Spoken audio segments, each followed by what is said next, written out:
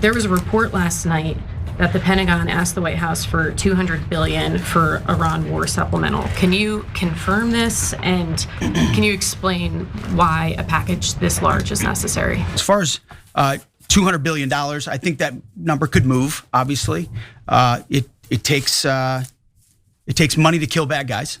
So we're going back to Congress and our folks there to ensure that we're properly funded for what's been done, for what we may have to do in the future.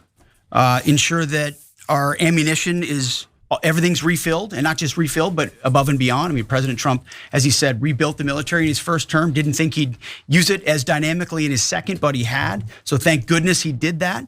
And an investment like this is meant to say, hey, we'll replace anything that was spent. And now that we're reviving our defense industrial base and rebuilding the arsenal of freedom and cutting deals like our great deputy secretaries here is doing, long lead times on exquisite munitions, we're going to be refilled faster than anyone imagined.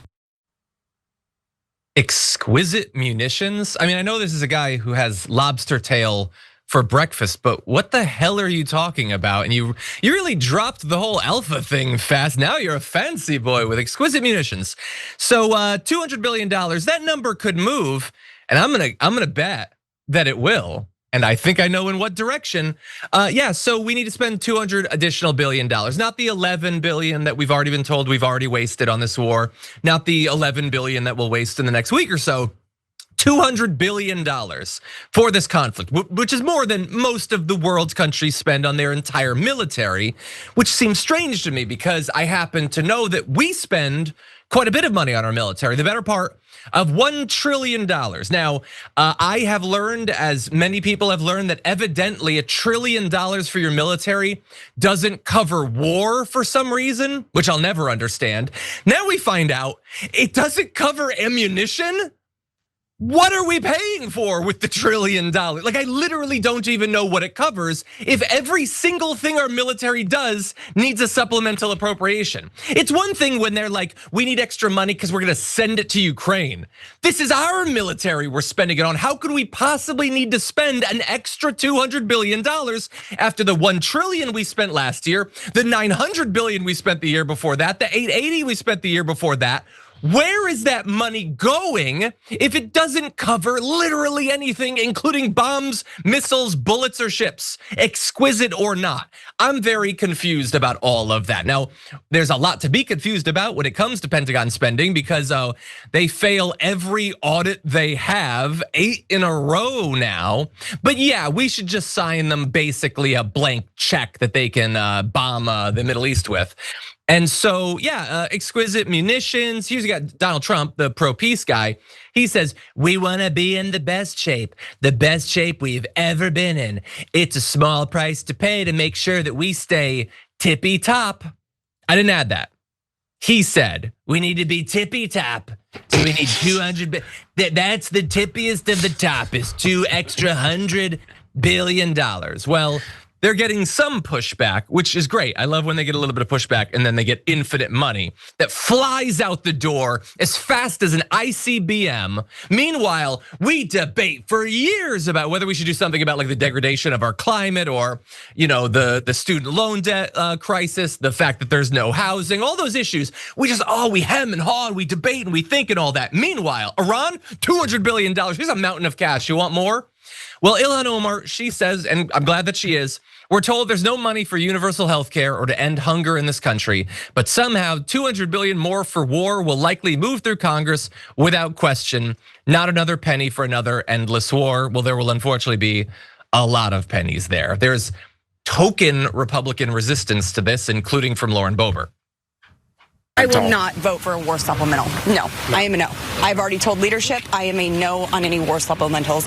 I am so tired of spending money elsewhere. I am tired of the industrial war complex getting all of our hard-earned tax dollars. I have folks in Colorado who can't afford to live. We need America First policies right now, and that I'm not doing that. We'll see. That was pretty strong. It would seem to be difficult to go back on that. We'll see. There's also Chip Roy who said, what are we doing? We're talking about boots on the ground. We're talking about that kind of extended activity.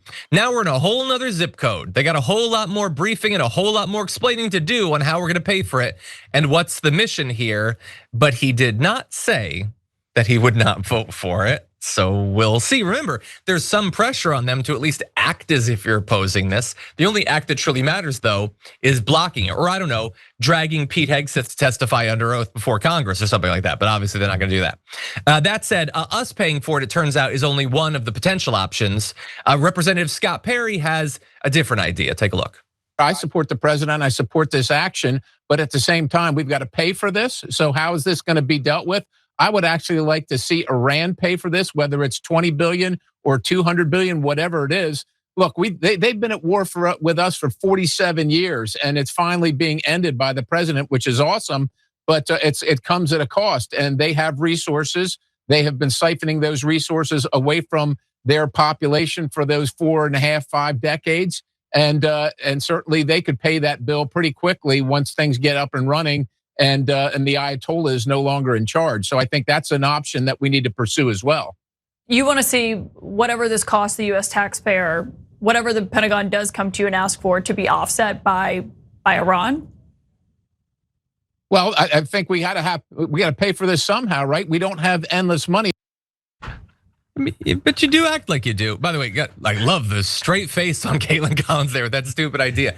So war obviously costs a lot. That poor man's rendition of George Orwell came free. So we didn't start a war. Trump is ending the war by starting the war. Iran's been at war with us, stretching back literally decades. That's a fun remake of history. What do you think, Brett?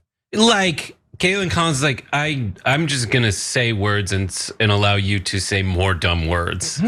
She's like, could you care to say more about that thing? Like, I just want to essentially, how does they pay their war amount? Who would do that? Here's money, like, and what he's actually saying is just how empire works, by the way. Like, if you ask anyone what they think America's trying to do, it is that. And fill in any country besides, I guess, Vietnam. Like, we are either fighting,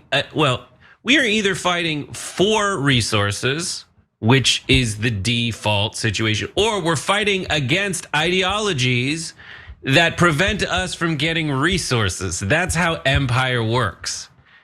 And you see that in their justifications for it. It's like, this is evil extremist Islamists who we started meddling with when they started nationalizing their oil reserves.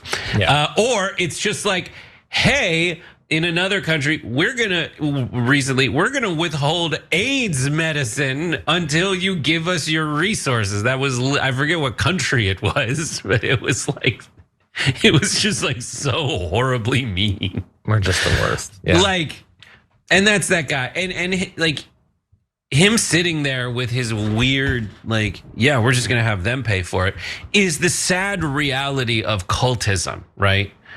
The most people, when you have a conversation with them and you ask them a question and they're not like in a cult or being like stubborn for reasons similar to like tribalism and cultism, they'll be like, oh, that is a good point. Let me see if I have an answer for that. But instead, right now, Trump and anyone trying to appeal to Trump from the inside, or everybody else that just loves him from the outside, they don't care what his argument is. They just care that it's his argument. Yeah. So they're just gonna say the most nonsensical, stupid crap until they stop getting away with it. Well, I'm glad that you mentioned the cult aspect, because he's really invoking one of the foundational lies of the cult, one of the first ones, which is Mexico. We're gonna build the wall and Mexico's gonna pay for it. How? It's the same thing. It's the same thing. We're gonna do an insane expensive thing, but the other side will pay for it. No, that's not how that's going to work, okay? God, these people. You know what TYT has always been about? Taking on the corrupt, greedy establishment. For us, it's the corporate media. We've been fighting that fight for over 20 years. For the cell phone industry, it's the same story. A handful of massive corporations ripping you off. That's why we're partnering with Noble Mobile. They're the only wireless company with the same mission as ours, to fight back. Their Noble plan offers unlimited data for just $50 a month. But here's the best part. For any data that you don't use, you get cash back. Real money you can spend however you want. Stop letting your unused data pad the pockets of billionaires. With Noble, you take control over your data. And by switching to Noble, you're directly supporting TYT in our mission of bringing you honest, independent news. So give Noble a try and make the switch today. Scan the QR code on the screen now or visit go.tyt.com/plan. That's go.tyt.com/plan.